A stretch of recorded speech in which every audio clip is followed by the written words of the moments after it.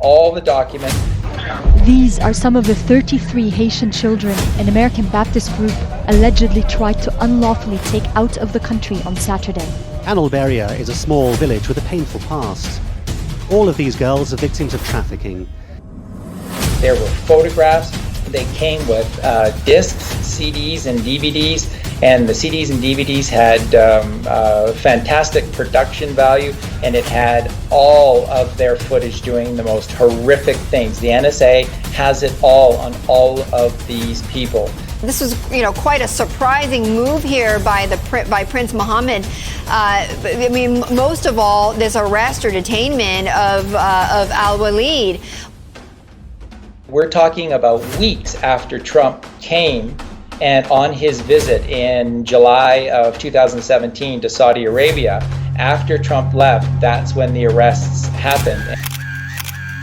Early in November, something happened that many Saudis would have thought unimaginable. From their homes across the country, dozens of the kingdom's richest men, including members of the royal family, were swept up and detained in the gilded cage of Riyadh's Ritz-Carlton Hotel. Well, his get-out-of-jail card is probably the priciest of them all. They're apparently asking for around $6 billion from him out of an $18.7 billion net worth. So that's a tall price. He apparently is resisting that kind of a fine. But Al-Walid is the one that sort of handpicked Barack Obama as somebody that they could work with. Faith has always been a guiding force in our... Nearly 20% of Americans think President Barack Obama is a Muslim. This according to a recent poll by the Pew Research Center. About 1/5 of Americans are not willing to even accept a man at his word when he says, I'm a Christian. You are absolutely right that John McCain has not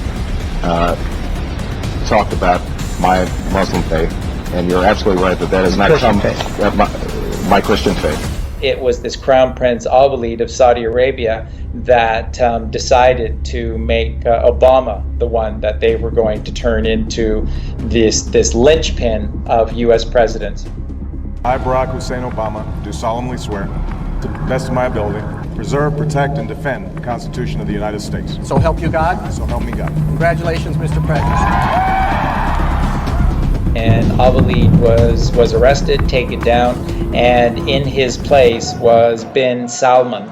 And bin Salman is somebody who was not okay with what Al-Walid was doing. Now, this is absolutely the truth. What happened the second day?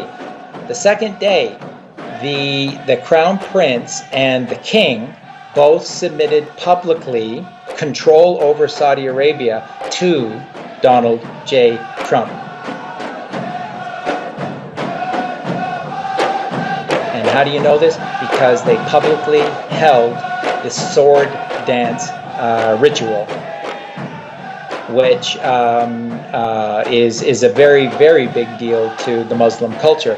And only the king holds the sword, who's at the very center, at the top of the podium, and who everyone else is around in support of.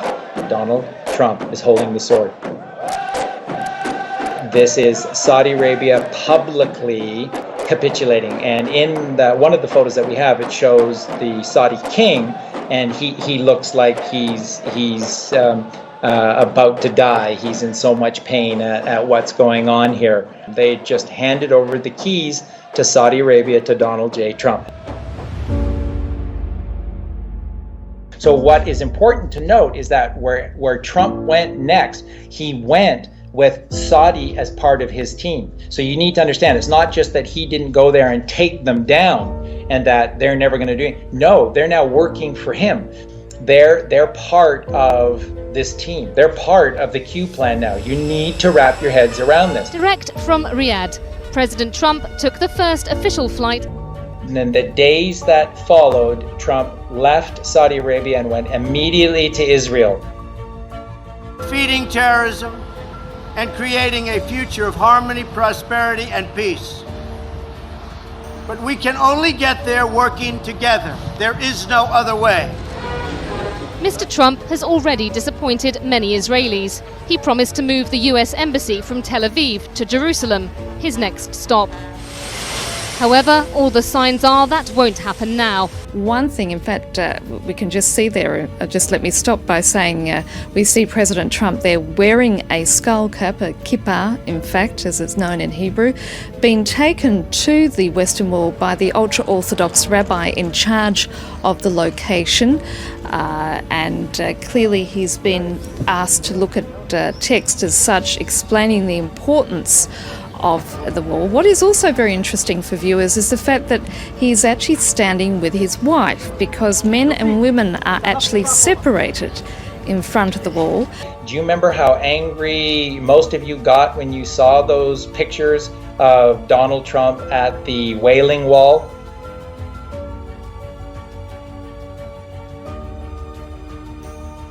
He's not a puppet for the Zionists. There are no Zionists. Remember, folks, there's just the Phoenicians. There's just those 13 families, and they're very smart, and they're very good.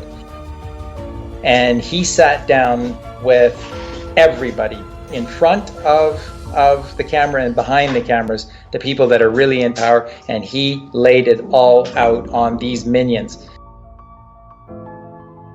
They were balking at him, even though he showed that the Saudis had signed over, and the Israelis were balking at Trump and were not prepared to sign over, and that's why Trump stayed an extra day. Trump was not going to leave Israel without them capitulating to him. Jerusalem, the ancient city claimed by three of the world's great religions, now central in a dispute pitting President Trump and Israel's prime minister against most world leaders. The president telling the heads of Israel, Egypt, Jordan, Saudi Arabia, and the Palestinians today he will recognize Jerusalem as Israel's capital. An unprecedented move breaking with U.S. policy since Israel was created. And the sort of the how do you know moment is after visiting the Wailing Wall, Israel publicly submitted allowing the United States to move their embassy to Jerusalem. But the president will not move the U.S. embassy from Tel Aviv to Jerusalem right away, despite a campaign promise. We will move the American embassy to the eternal capital of the Jewish people, Jerusalem. This is symbolic. It is a symbolic act to show who has the power, even in the Holy Land. And we extend a hand in friendship to Israel, the Palestinians, and to all of their neighbors. May there be peace. May God bless this embassy. May God bless all who serve there. And may God bless the United States of America. Thank you. Step number 2 of the journey completed. President Trump met with Pope Francis at the Vatican, toured St. Peter's Basilica. Saudi, Israel, and then the Vatican. Hi, George. Good morning from Rome. As you know, these are two leaders who don't see eye to eye on a number of issues. They had that very public feud during the campaign over immigration. But today, that first face-to-face right here at the Vatican, and they both seem to genuinely get along.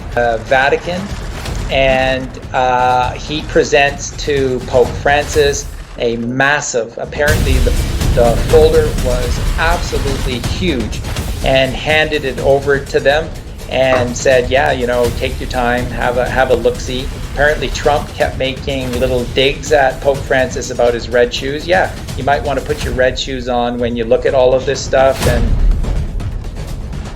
so that's what Trump is saying. I'm not leaving here until you sign some documents for me.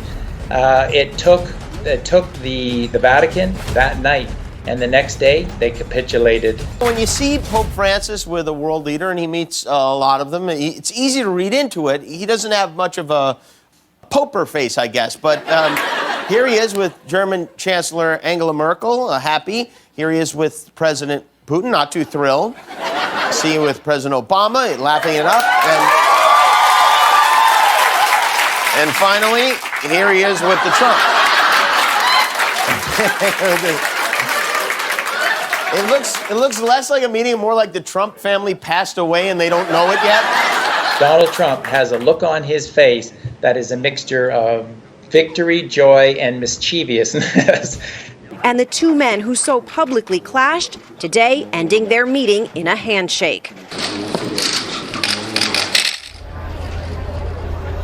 Yeah, so there were no cameras inside for the meeting between the president and the Pope, but we are hearing a little bit about what they discussed. They talked about the situation in the Middle East. They talked about the protection of Christian communities around the world. A number of international affairs issue talked about here today. And they symbolically signed off. Now, what did the Vatican have to do to sign off? You see, the Fed is controlled by a certain group within the Catholic Church. Who went forth and spread the teachings of Christianity? The Jesuits! When is a central bank not a central bank? When is a private bank public and a public bank private? Sound mysterious and full of secrets? Well, that's the Vatican Bank. Is in 1929 they hit a deal with Mussolini, the head of the fascist state. He recognized them as a real country, that little piece of land, and in return gave them about $1 billion in today's money, compensating them for the loss of the Papal States. They said, what do we do with $1 billion? We're clerics, not financiers. They hired a guy who was a brilliant financial whiz, Bernardino Nogaro. He came in. He understood arbitrage, he understood offshore banking, he understood how to move hard assets around, investments in real estate, and he started to do that. In the middle of World War II, he said to the Pope,